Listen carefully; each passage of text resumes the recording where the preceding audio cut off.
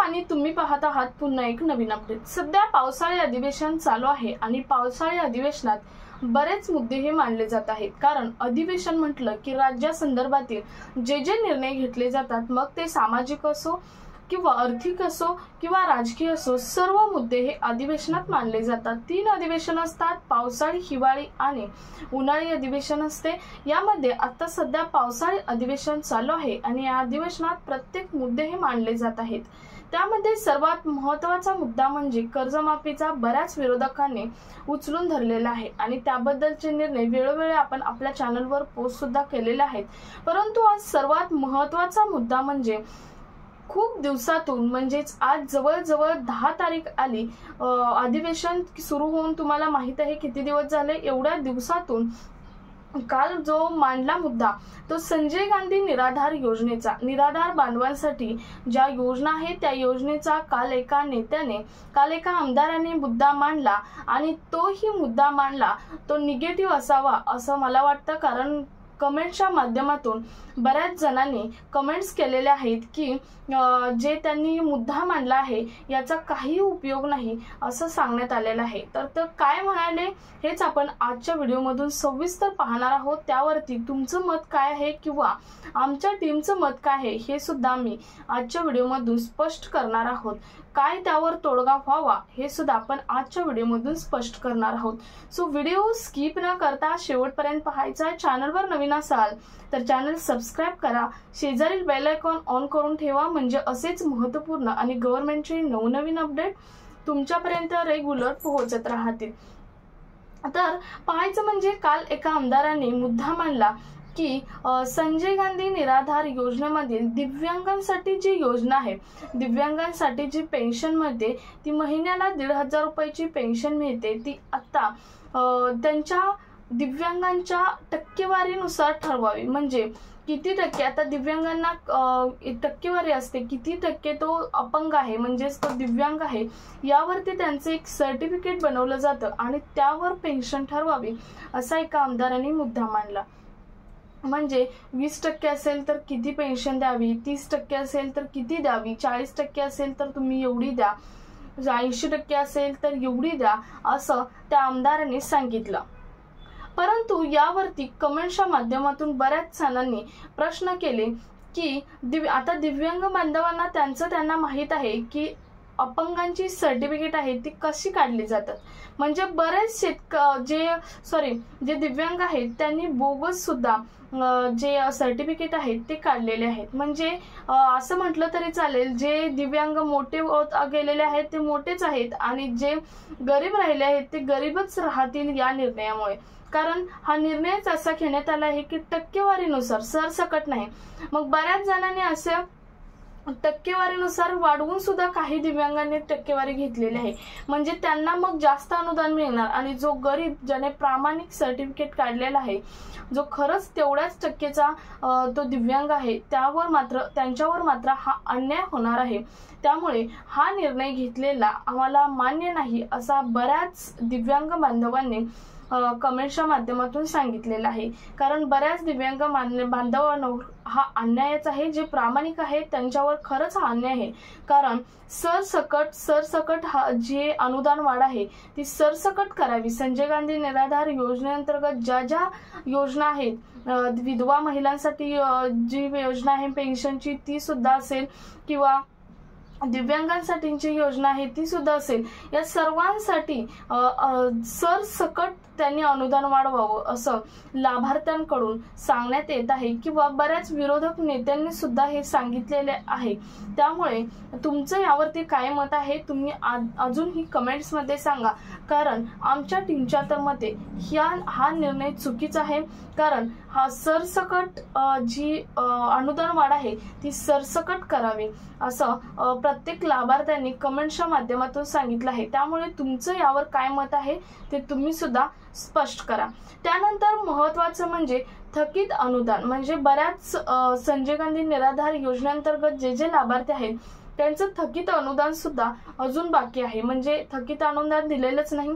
आता जो हप्ता झाला 5, 6, 7 तारखेला जो हप्ता वितरित केला तो हप्ता हा जुलै महिन्याचा होता. जुलै महिन्याचा हप्ता त्यांनी 1,500चाच वितरित केला आहे आणि तरीही थकीत अनुदान मात्र त्यांनी दिलेलं नाही. म्हणजे त्यांनी फक्त जुलै महिन्याचाच हप्ता दिला. बाकी मागं खूप जणांचे हप्ते थटलेले आहेत. हप्ते त्याची कारणे सुद्धा वेगवेगळी असू शकतात, परंतु सरकारने त्या कारणावर पर्याय काढून त्यांना असा एक लिगली GR काढून सांगावा की ही तुमची पूर्तता करा, तरच तुम्हाला पुढचा हप्ता मिळणार आहे. त्यामुळे बरेच आता निराधार म्हटलं की गावाकडे तर अशिक्षित लोक असतात, त्यांना कागदपत्र संबंधात बरीच माहिती नसते.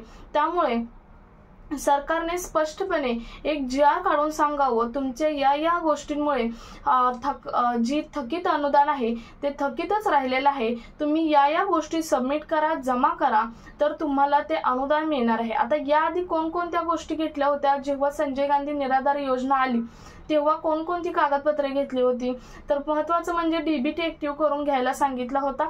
त्यानंतर दुसरं म्हणजे हयातीचा दाखला महत्त्वाचा द्यायला सांगितला होता, उत्पन्नाचा दाखला द्यायला सांगितला होता आणि तुमची जो NPCI मॅपिंग आहे ते करून घ्यायला सांगितलं होतं. आता पहिल्यांदा योजना आली तेव्हापासून हे करून घ्यायला सांगितलं. मग स्पष्टपणे सरकारने आणखी एखादा GR काढावा, कारण बऱ्याच जणांचं थकीत अनुदान सुद्धा आहे. त्यामुळे GR काढावा की तुम्ही या गोष्टींची पूर्तता आता करा. कारण बऱ्याच जणांनी काही जणांनी 1 वर्षाचा उत्पन्नाचा दाखला दिलेला असतो, त्याची 1 वर्षात गॅरंटी संपते आणि पुन्हा मग त्यांचं अनुदान थकीत राहतं. तसंच 3 वर्षाचा दिला असेल, मग 3 वर्षाचा सुद्धा कधी संपतो, मग त्यांचं अनुदान. त्यामुळे सरकारने सुद्धा एखादा GR काढावा आणि सांगावं की तुम्ही या गोष्टींची पूर्तता करा, तरच तुम्हाला थकीत अनुदान सुद्धा मिळेल. म्हणजे आता थकीत अनुदान मिळणार किंवा नाही यावरती स्पष्टपणे कोणीही अजून सांगितलेलं नाही. कारण अधिवेशनात कालच एवढे दिवस अधिवेशन चालू आहे, परंतु कालच फक्त हा मुद्दा घेतलेला आहे अधिवेशनात आणि तोही असा घेतला, मी आता जसं सांगितलं तसं टक्केवारीनुसार दिव्यांगांचा फक्त तो घेतलेला आहे. माननीय बच्चू कडू यांनी उपोषण केलं म्हणून तेवढा तरी मुद्दा घेतलेला आहे. आता त्यांची सध्या पदयात्रा चालू आहे कर्जमाफीसाठी किंवा हे सर्वच अनुदान आहे ते वाढवण्यासाठी पदयात्रा चालू आहे आणि ही आम्ही पदयात्रा थांबवणार नाही. कधी थांबवणार? ज्यावेळी तुम्ही आम्हाला तुम्ही अनुदान वाढ करणार आहात किंवा कर्जमाफी करणार आहात ते तुम्ही लेखी द्या, तरच आम्ही पदयात्रा ही थांबवू, असं बच्चू कडू साहेबांनी सुद्धा सांगितलेलं आहे. आणि यावरती तुमचं काय मत ते सुद्धा कमेंटमध्ये सांगा. आमचं मत तर हे आहे, बच्चू कडू जे साहेब आहेत ते योग्य आहेत, कारण या सरकारने या अगोदर बरीच आश्वासन दिलेले आहेत, परंतु ते तोंडी दिलेले आहेत आणि त्याच्या निम्म्यापेक्षा कमी सुद्धा आश्वासन पूर्णही केलेली नाहीत. त्यामुळे जर तुम्हाला आश्वासन द्यायचंच आहे तर तुम्ही लेखी द्या, आम्हाला तोंडी काहीही नको असं सांगितलं आहे. तुम्हाला माहित आहे शेतकऱ्यांची कर्जमाफी निवडणुकीच्या अगोदर शेतकऱ्यांची कर्जमाफी आम्ही सरसकट करू असं या सरकारने सांगितलं होतं आणि नंतर जे कृषी मंत्री आहेत कोकाटे त्यांनी सांगितलं, ते तर असे म्हटले की शेतकरी लग्नासाठी कर्ज काढतात, कशासाठी कर्ज काढतात, एन्जॉय करतात, बरेच काही ते बोलून गेले. परंतु शेतकऱ्यांनी जे कर्ज घेतलं आहे ते सरकारने सरसकट मान्य करण्याचा मग तुम्ही आश्वासन निवडणुकीच्या अगोदर का दिले असे शेतकऱ्यांकडून सुद्धा स्पष्टपणे बोलण्यात येत आहे. तुम्ही जर या अगोदरच अट लावली असती तर आम्ही काही करून आमचं कर्ज घेतलं नसतं किंवा कर्ज आम्ही काहीही केलं असतं असे बरेच शेतकरी म्हणत आहेत. परंतु आम्ही आता कर्ज घेतलं आणि तुम्ही निवडणुकीच्या अगोदर म्हटला की आम्ही सरसकट कर्जमाफी करू, परंतु केलेली नाही. तसंच आता हे सुद्धा तुम्ही जेव्हा बच्चू कडू यांनी 7 दिवसाचं उपोषण केलं तेव्हा सुद्धा अनुदान वाढवतो म्हणून तुम्ही तोंडी आश्वासन दिले. किती वाढवणार हे मात्र सांगितलं नाही, परंतु एवढं तरी तोंडी आश्वासन दिलं आहे.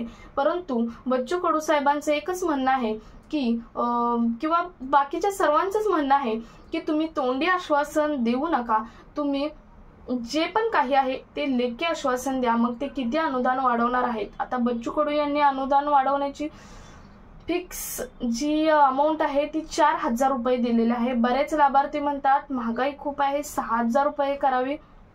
बरेच लाभार्थी म्हणतात कमीत कमी 3,000 तरी करावी.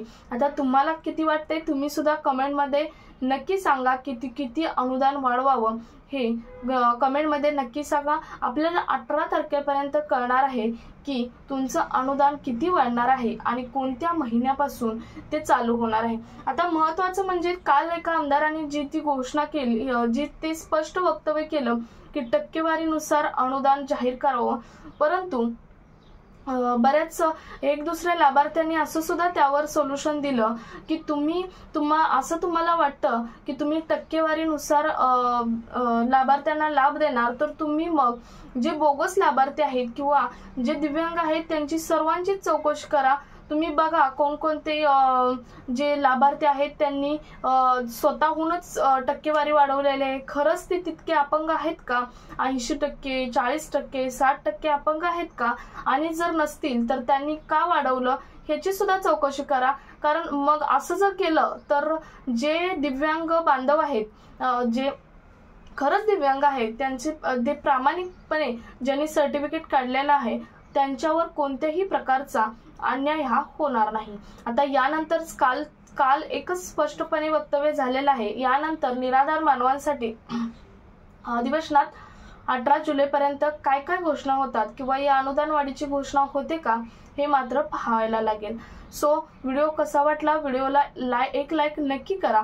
त्याचबरोबर तुम्हाला काही शंका असेल तर कमेंटच्या माध्यमातून नक्की विचारा। अनुदान वाढीबद्दल तुमचं काय मत हे सुद्धा कमेंटच्या माध्यमातून तुम्ही नक्की शेअर करा। भेटूयात पुढच्या एका अशाच नवीन अपडेट सोबत, तोपर्यंत धन्यवाद।